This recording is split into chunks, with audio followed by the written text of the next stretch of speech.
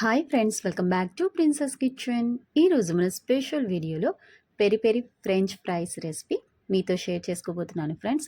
రంజాన్ స్పెషల్లో భాగంగా ఇఫ్తార్కి ఈ snack recipe అయితే నేను ప్రిపేర్ చేశాను.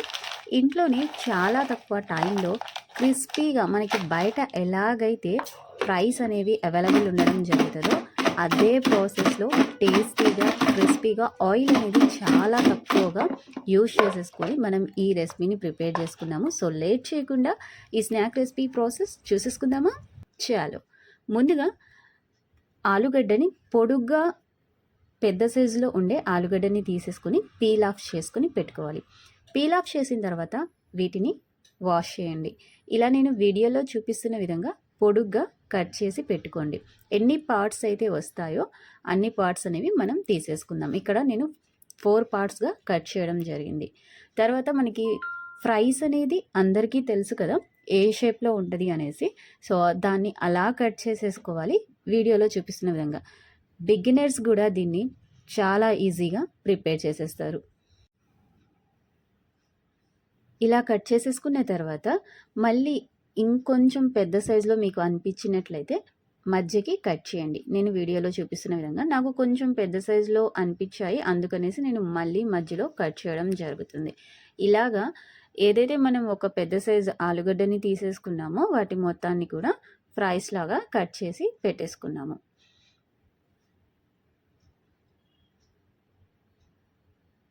ఈ డిజైన్ అనేది వచ్చేయాలి. చూసారు కదా, ఇక్కడ అంతా కూడా నేను కట్ చేసి పెట్టేసుకోవడం జరిగింది.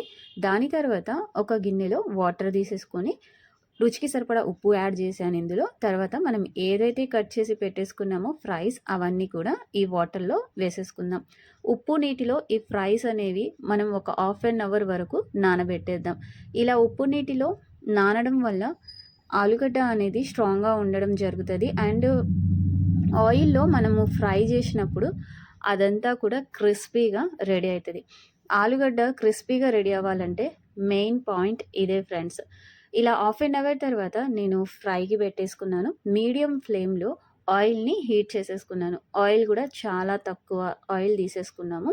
ఇలా హీట్ చేసేసుకున్న ఆయిల్లో మనం హాఫ్ అన్ అవర్ వరకు నానబెట్టేసుకున్నాం. వాటిలో ఉన్న నీటిని మొత్తం కూడా తీసేసి ఇందులో వేయండి. మళ్ళీ దీన్ని ఆరబెట్టాలి అండ్ మొత్తం క్లాత్ మీద పెట్టాలి అలా ఏం కాకుండా జస్ట్ వాటర్లో నుంచి పూర్తిగా ఆ వాటర్ని తీసేసుకొని ఆయిల్లో డీప్ ఫ్రై చేయండి. పర్ఫెక్ట్గా అయితే క్రిస్పీగా రెడీ అయిపోయాయి. ఇలా ఎన్నైతే కట్ చేసి పెట్టేసుకున్నామో అదంతా కూడా నేను ఫ్రై చేసేసుకున్నాను. కొంచెం కలర్ చేంజ్ అయితే చాలు. ఆయిల్లో వేసిన వెంటనే కదిలించొద్దు. అదేవిధంగా ఆయిల్ హీట్ అవ్వక ముందు మాత్రం అస్సలు వేయొద్దు, మనకి ఫ్రైస్ అనేవి కరెక్ట్గా రావు. పర్ఫెక్ట్గా ఫ్రైస్ అయితే రెడీ అయిపోయాయి. దీన్ని మనము సర్వింగ్ చేసేసుకుందాము. దీంట్లో ఉప్పు అనేది ఆల్రెడీ నానబెట్టేటప్పుడు వేసాం కాబట్టి నేను ఇంకా ఉప్పు యాడ్ చేయలేదు. చూసారా ఎంత క్రిస్పీగా రెడీ అయిపోయింది, ఆ సౌండే మీరు గమనించవచ్చు. సో దాని తర్వాత ఇందులో వచ్చేసి పెరి పెరి మసాలా యాడ్ చేస్తున్నాను. పెరి పెరి మసాలా యాడ్ చేసేసుకొని పూర్తిగా ఒక్కసారి కింద నుంచి పైకి ఆ మసాలా తగిలే విధంగా ఆ ఫ్రైస్కి పట్టించండి. అంతే, tasty tasty peri peri French fries అనేది మనం ఇంట్లోనే ప్రిపేర్ చేసేసుకోవచ్చు. దీన్ని వేడి వేడిగా తింటేనే చాలా టేస్టీగా ఉంటుంది. విత్ టమోటో సాస్ మైనీస్తో సర్వ్ చేసేసాను. ఈ ఇఫ్తార్ టైంకి నోటికి చాలా రుచిగా ఈ స్నాక్ అయితే అనిపిస్తుంది.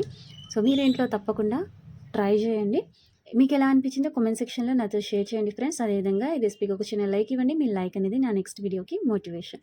ఛానల్ని సబ్స్క్రైబ్ చేసి సపోర్ట్ చేస్తూ ఉండండి. మళ్ళీ ఇంకో కొత్త టేస్టీ రెసిపీతో మీ ముందుకు వచ్చేస్తాను. అప్పటి వరకు ఈ రెసిపీని ఎంజాయ్ చేయండి. Thanks for watching. బాయ్.